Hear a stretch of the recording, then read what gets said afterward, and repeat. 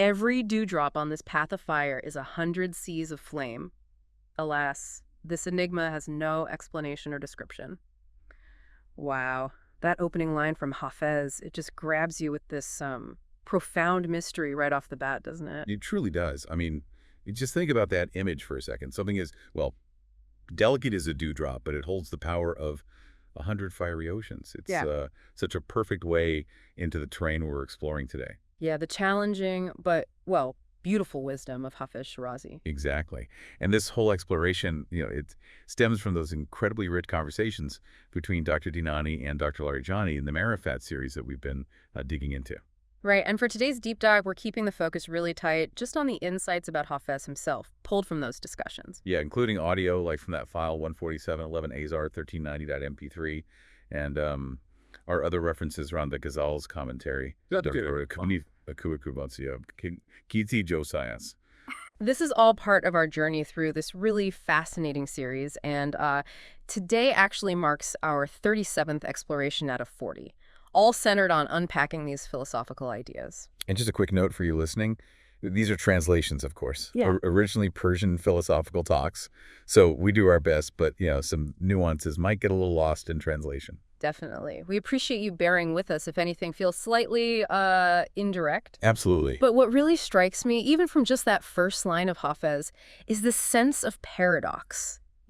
The immense difficulty he describes, this fiery path, but alongside it, there's this constant, even if unseen, divine beauty. That's exactly the tension, yeah. That's what we want to unpack. So maybe we should start with this idea of the fiery path. Dr. Dinani made a really interesting point, didn't he, about how Hafez's ghazals, these poems, they aren't just like random, beautiful verses strung together. Yes, that was key. You can definitely pull out almost any line of Hafez, and it stands alone. It's powerful. For sure. But Dr. Dinani highlights this connecting thread, a kind of logic weaving through the whole ghazal, an internal coherence. It's almost like Hafez is building an argument or maybe shining a light on different sides of a core idea as the poem moves along. Right. And in the verses we're looking at today, you can see this movement from the idea of divine beauty, showing up in the world to the more hidden, veiled nature of the divine essence itself. Okay, fascinating. So this Ra'i-esh, this path of love or fiery path, as it's often put with Hafez, what is it really referring to? According to Dr. Dinani's reading, where's the path leading? Well, Dr. Dinani explains it as basically the journey towards truth, towards God, towards really understanding the divine essence and attributes. It's the classic spiritual journey, really. The kind of journey that's almost always described as, well, incredibly tough, a real struggle. Exactly. Often seen as the ultimate quest. The biggest thing a person can undertake. Tough. Feels like an understatement after that opening line, though. So what makes it so fiery? In Dr. Dinani's analysis of Hafez, what are the sources of all this heat?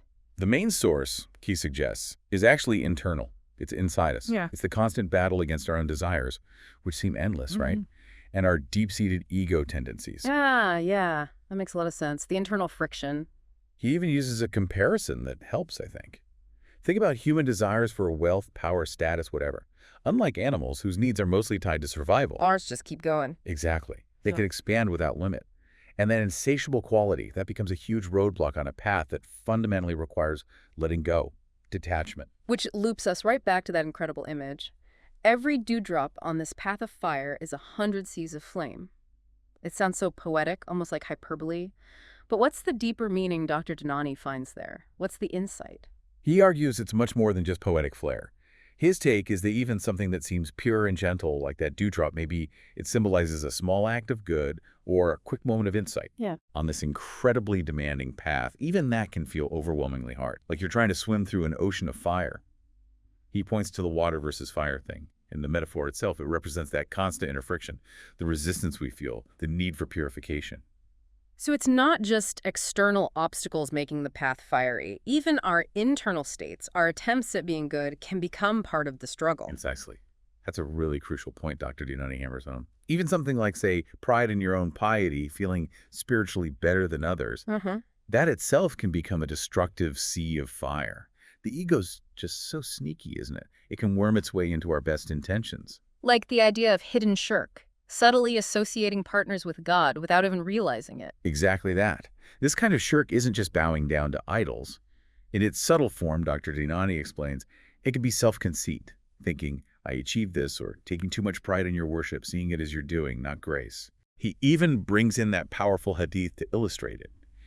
It compares the whisper of this hidden shirk to the sound or lack of sound of a tiny black ant crawling on a black stone on a moonless night. Wow. So basically impossible to detect unless you're incredibly vigilant. That's the point.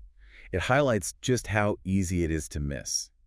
So just trying to be good or having good intentions isn't quite enough on this path. Apparently not, according to this view. It demands constant vigilance, right? Yeah. Continuous self-awareness. Which means this ongoing process of inner work, cleansing. Dr. Dinani talks about stages, doesn't he? First, you have to identify those desires, those ego traps. Right, see them clearly. Then, consciously step back from them. But not just push them down. Try to understand why they're there, their nature, is that right? Yes, and this needs that constant state of awareness, what Dr. Dinani calls agahi, that moment-to-moment mindfulness. It's like muraqabah, spiritual contemplation. And this connects directly to that profound idea, he who knows himself knows his Lord. But the knowing here isn't just intellectual, it's deep experiential self-awareness. It's different from, say, annihilation or fauna, where the self dissolves entirely. And Dr. Dinani really stresses that Hafez isn't just being poetic here with the fire imagery. This difficulty is the actual lived experience for people seriously on this path. Yes, he argues really strongly that for Hafez, this isn't just exaggeration. It accurately reflects how intensely challenging the journey feels, especially if you're really aware of your inner world, its twists and turns. He contrasts it with poets maybe exaggerating worldly love or battles. Right, suggesting Hafez's fire imagery hits a deeper truth about the spiritual struggle. And he uses some pretty vivid metaphors for the dangers along the way, too. Oh, yeah. Robbers, wolves, predators, not literal ones, obviously, but symbols for the ego's deceptions, the internal traps that can pull us off course when we're seeking truth. So, faced with all these internal predators, what's the protection? How do you stay safe? The only real safeguard, he insists, is zikri haq, constant remembrance, constant awareness of God, of truth, turning towards the divine again and again. That's what helps us see through the illusions and stay on track. Okay. Let's shift gears slightly then and bring in the next part of this puzzle, this idea of unseen divine beauty. It starts with that beautiful couplet. Since without the beauty of the beloved, the heart has no inclination for the world.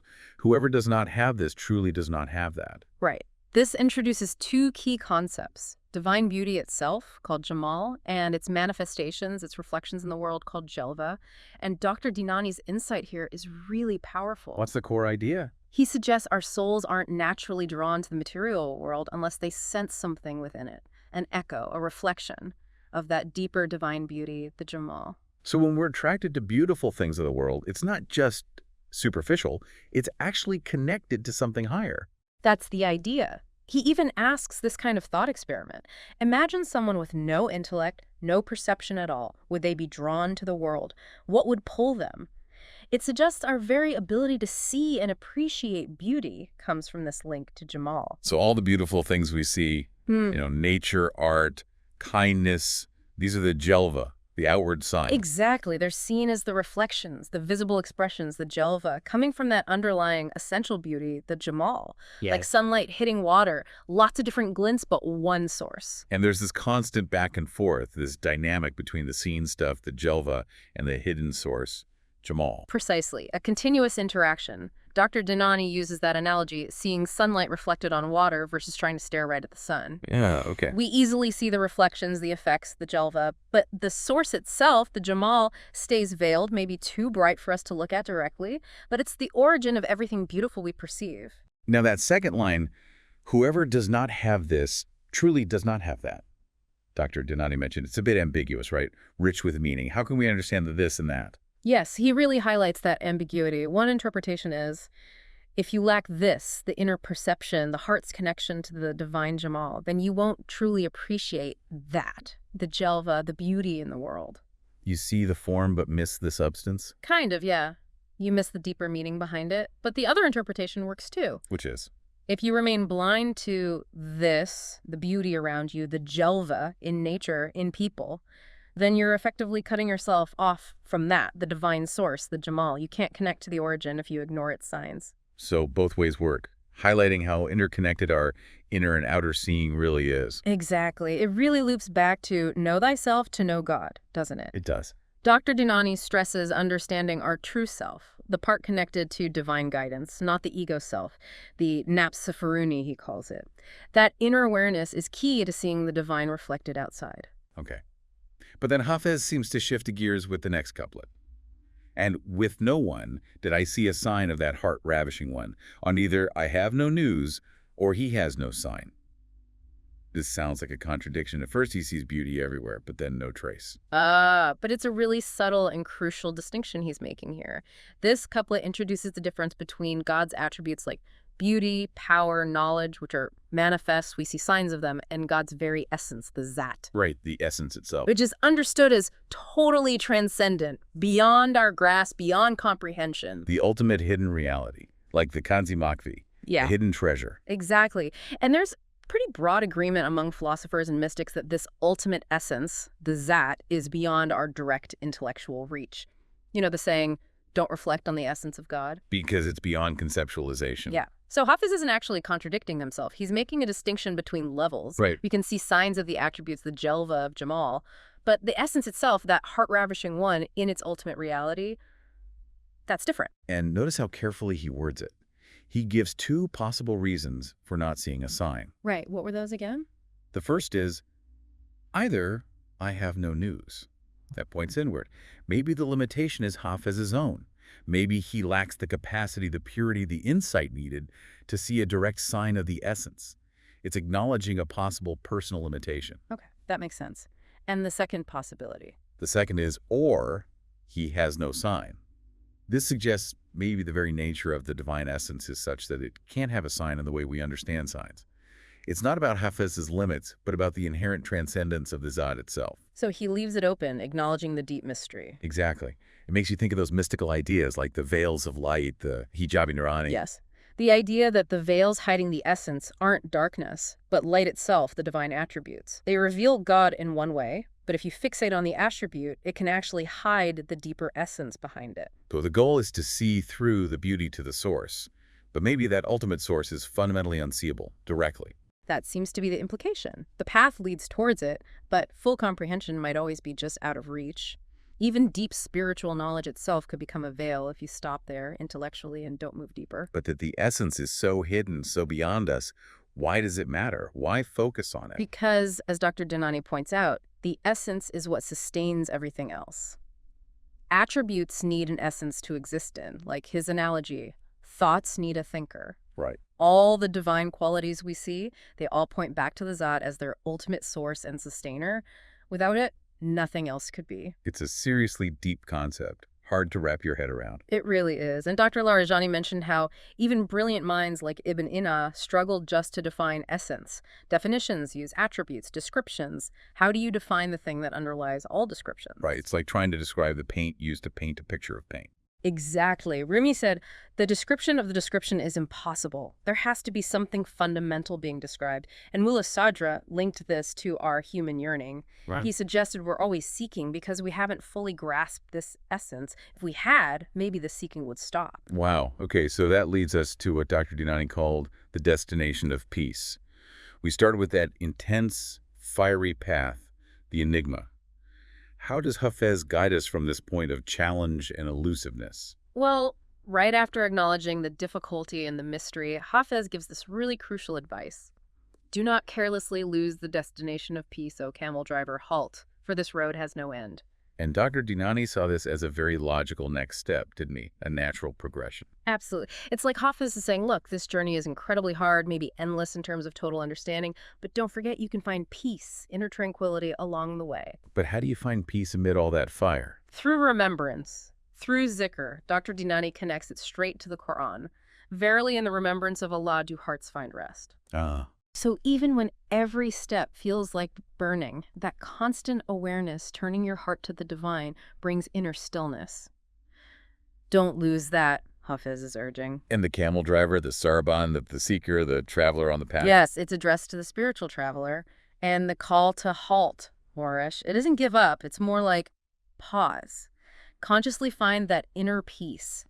Gather your strength for the long haul because, Kinrakuyan, this road has no shore, no end. It's a strategic pause on an infinite journey. Finding moments of sweetness, of calm, even within the difficulty. Exactly. That peace makes the hardship bearable, maybe even allows for moments of joy.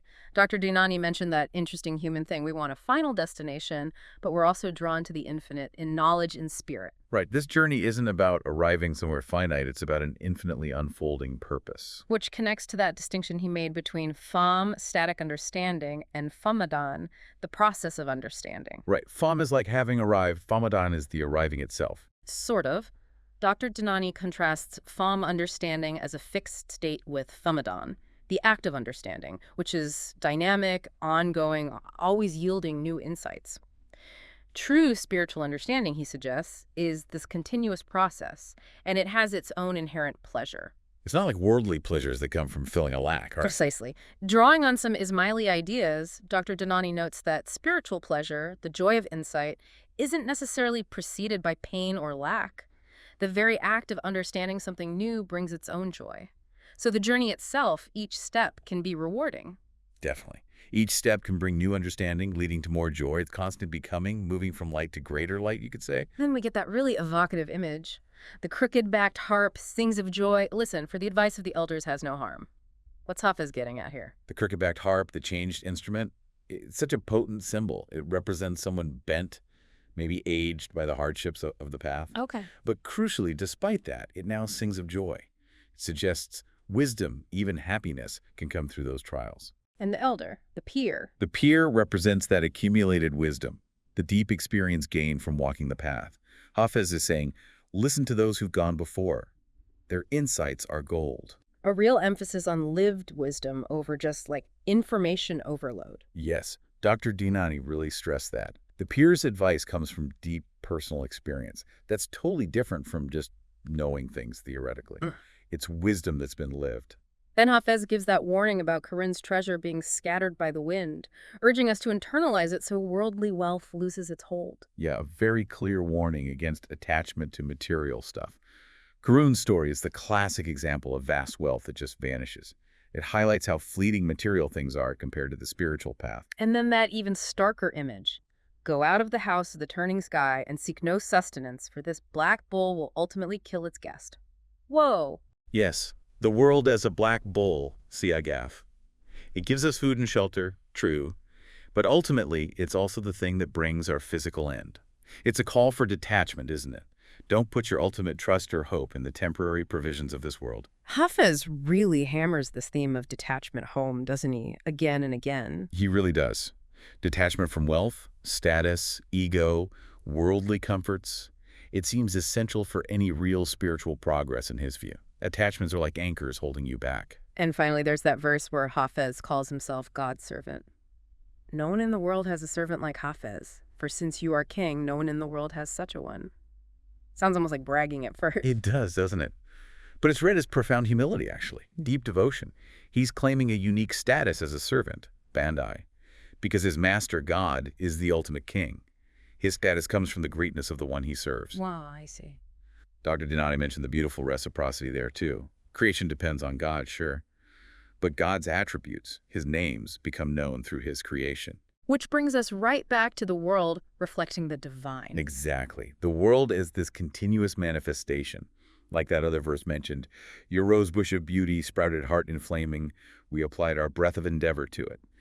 That interconnectedness again. So as we wrap up this deep dive, we've really journeyed through Hafez's vision, this incredibly tough spiritual path, the mystery of the divine essence behind all the beauty, and this constant need for awareness, remembrance, detachment. It's quite a tapestry. It truly is. And seeing it through the lens of Dr. Dinani and Dr. Larijani's discussions really brings out the layers in Hafez's wisdom. It's a path of fire, yes, but also one holding the potential for deep peace and understanding. It definitely makes you think about your own journey, doesn't it? The fires you encounter, and maybe what signs of that unseen beauty you might be noticing or maybe overlooking. Absolutely. Definitely gives you a lot to chew on.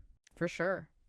So maybe take a moment to consider the fires you encounter on your own path and what signs of that unseen beauty you might be recognizing or perhaps missing. Thank you so much for joining us for this deep dive into the wisdom of Hafez.